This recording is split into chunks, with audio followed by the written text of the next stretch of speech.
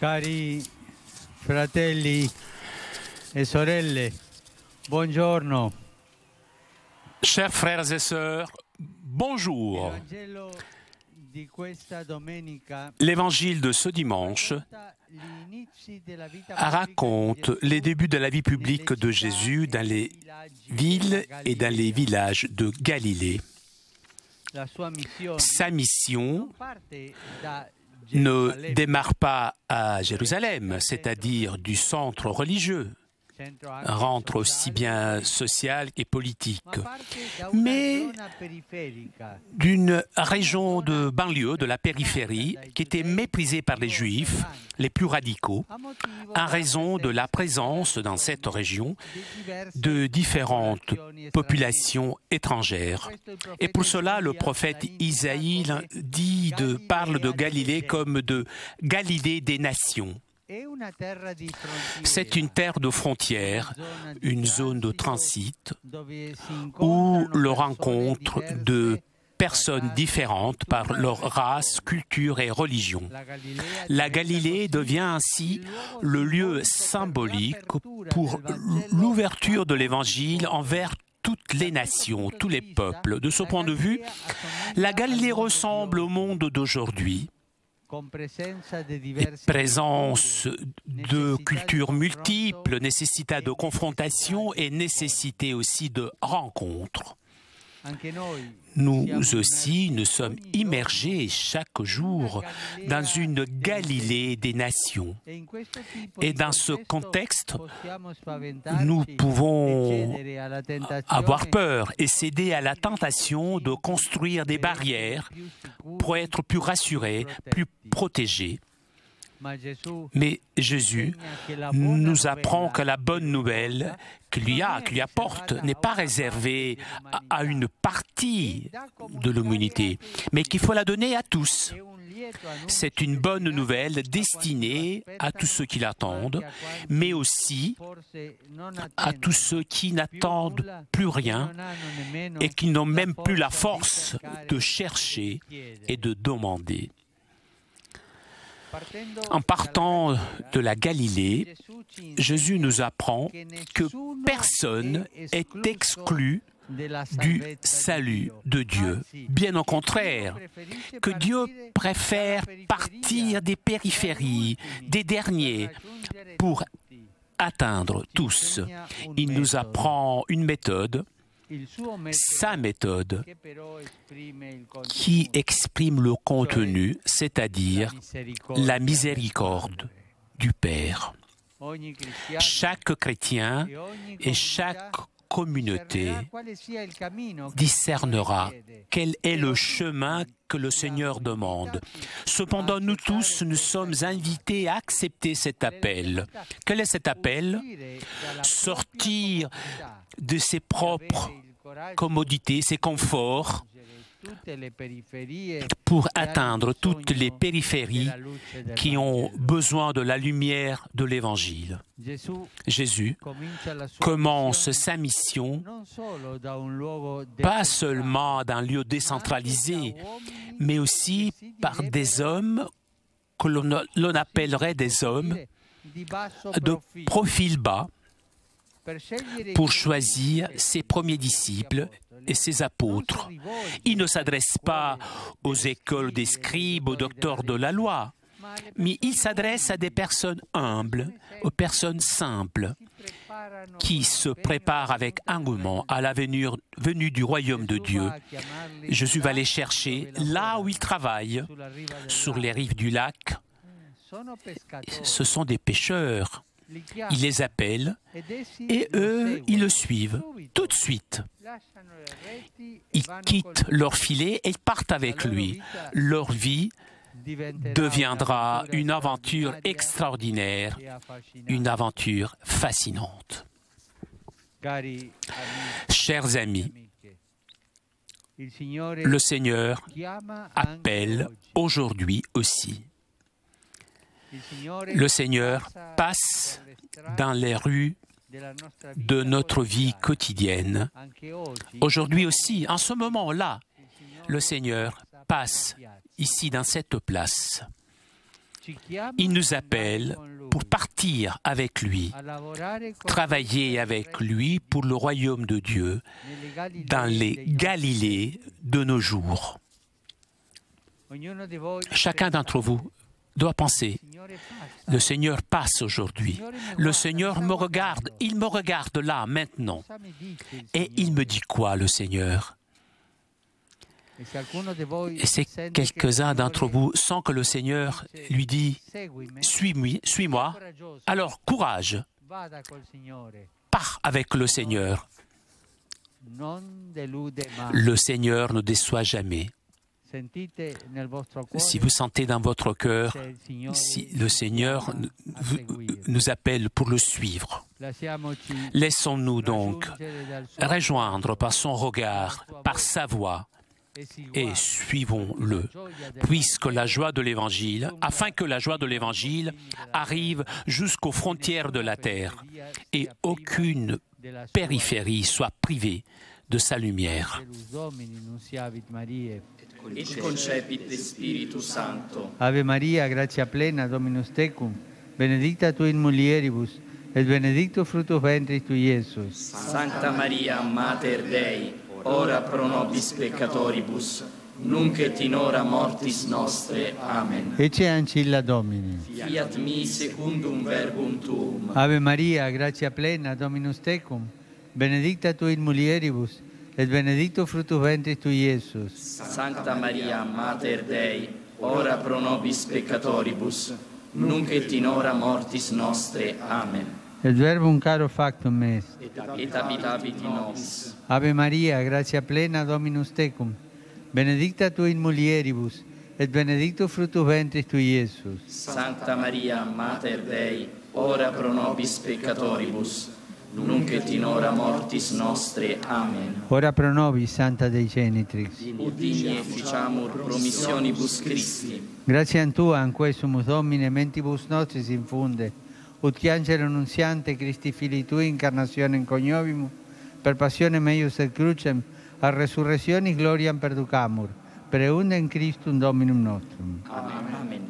Gloria Patri et Filio et Spiritui Sancto. Sic ut erat in principio et nunc et semper, et in saecula saeculorum. Amen. Gloria Patri et Filio et Spiritui Sancto. Sic ut erat in principio et nunc et semper, et in saecula saeculorum. Amen.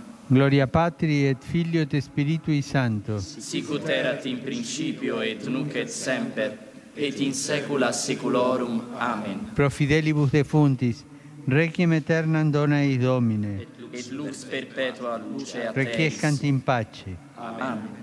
Sit nomen Domini benedictum. Ex hoc nunc et usque in saeculum. Aiutorum nostrum in nomine Domini. Qui fecit caelum et terra. Benedicat vos omnipotens Deus, Pater, et Filius, et Spiritus Sanctus.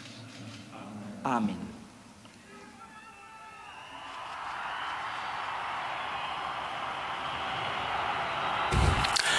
En direct de la place Saint-Pierre pour notre rendez-vous du dimanche avec le Saint-Père pour la prière de l'Angélus.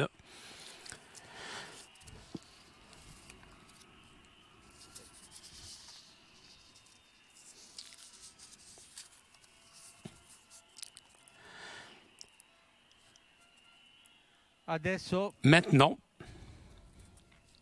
vous voyez, je ne suis pas seul. Je suis en bonne compagnie. Deux d'entre vous, ce sont des enfants des actions catholiques de Rome. On célèbre aujourd'hui la journée mondiale des malades de lèpre. Cette maladie, même si elle régresse, malheureusement frappe encore beaucoup de personnes qui sont en condition d'une très grande misère. Il est important de garder vive la solidarité avec nos frères et sœurs. Assurons nos prières et prions aussi pour tous ceux qui les assistent et de différentes façons s'engagent pour vaincre cette maladie. Je suis proche par la prière à l'Ukraine et tout particulièrement à tous ceux qui ont perdu leur vie ces jours-ci et leurs familles. Je souhaite que l'on développe un dialogue constructif entre les institutions et la société civile, et en évitant tout recours à la violence. Je souhaite que dans le cœur de chacun prévaut l'esprit de paix et la recherche du bien commun. Aujourd'hui, il y a beaucoup d'enfants aujourd'hui sur cette place, beaucoup.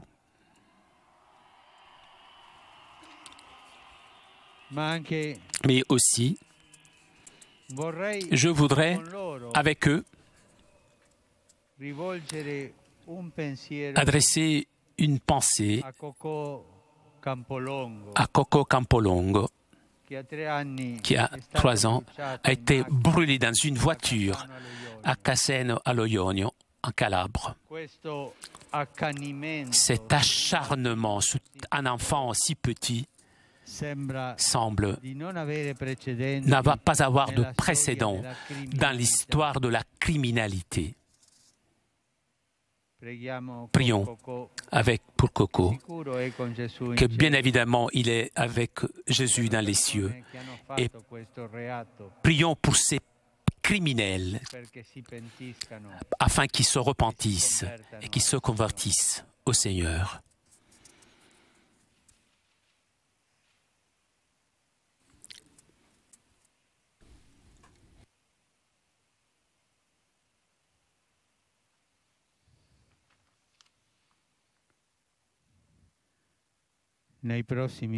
Les prochains jours, des millions de personnes qui vivent en Extrême-Orient ou dispersées en différentes parties du monde, parmi lesquelles des Chinois, des Coréens, des Vietnamiens, célèbrent le Nouvel An lunaire.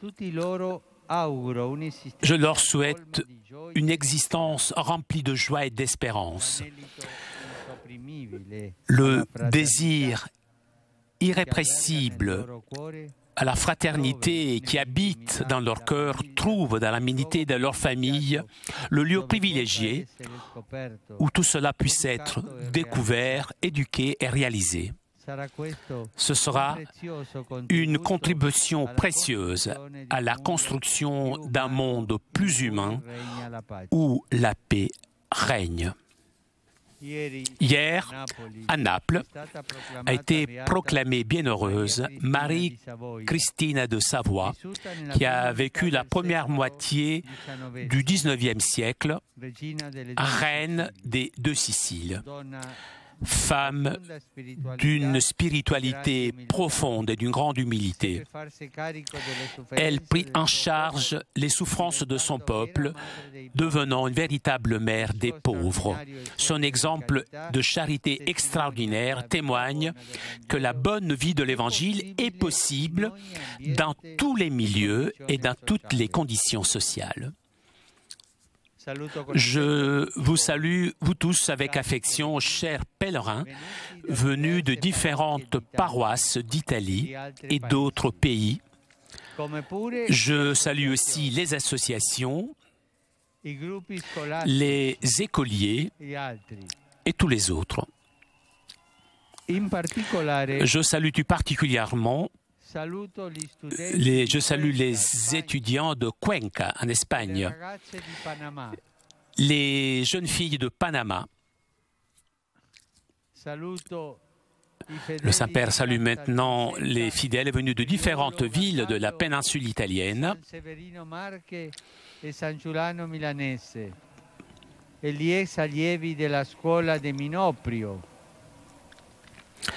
Je voudrais exprimer aussi ma proximité aux populations victimes des inondations en Émilie.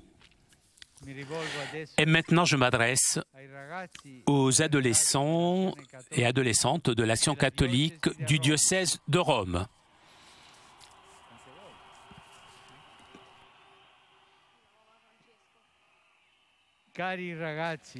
Chers enfants, Cette année aussi, accompagné par le cardinal vicaire, vous êtes venus nombreux à la fin de votre caravane de la paix. Je vous remercie. Je vous remercie beaucoup. Écoutons maintenant le message que vos amis qui sont à côté de moi nous liront.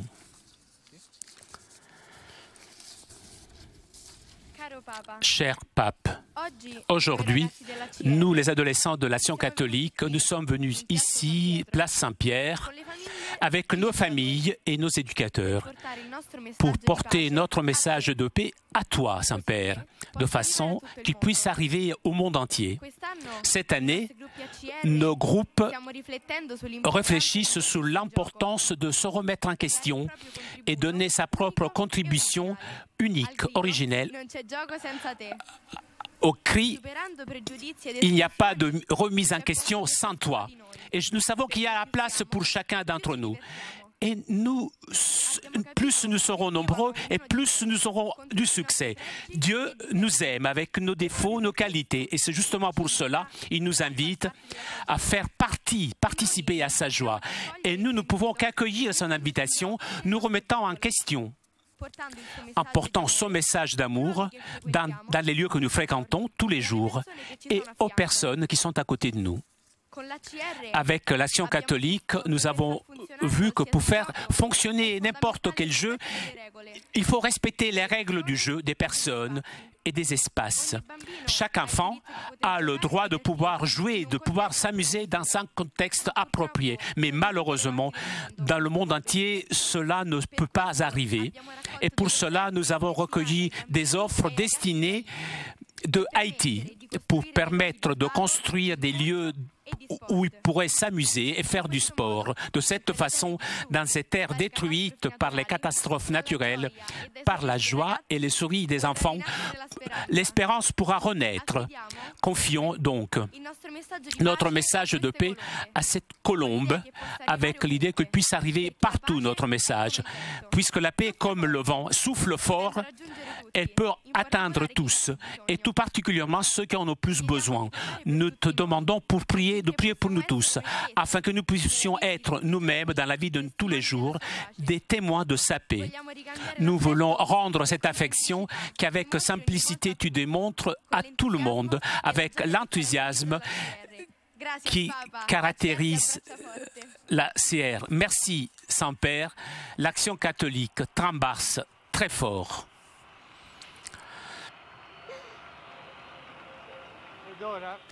Et maintenant,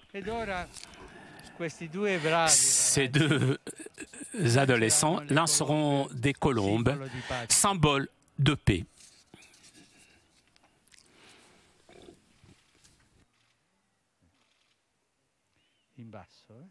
Vers le bas, hein? Allez-y, allez-y. 1, 2, hop.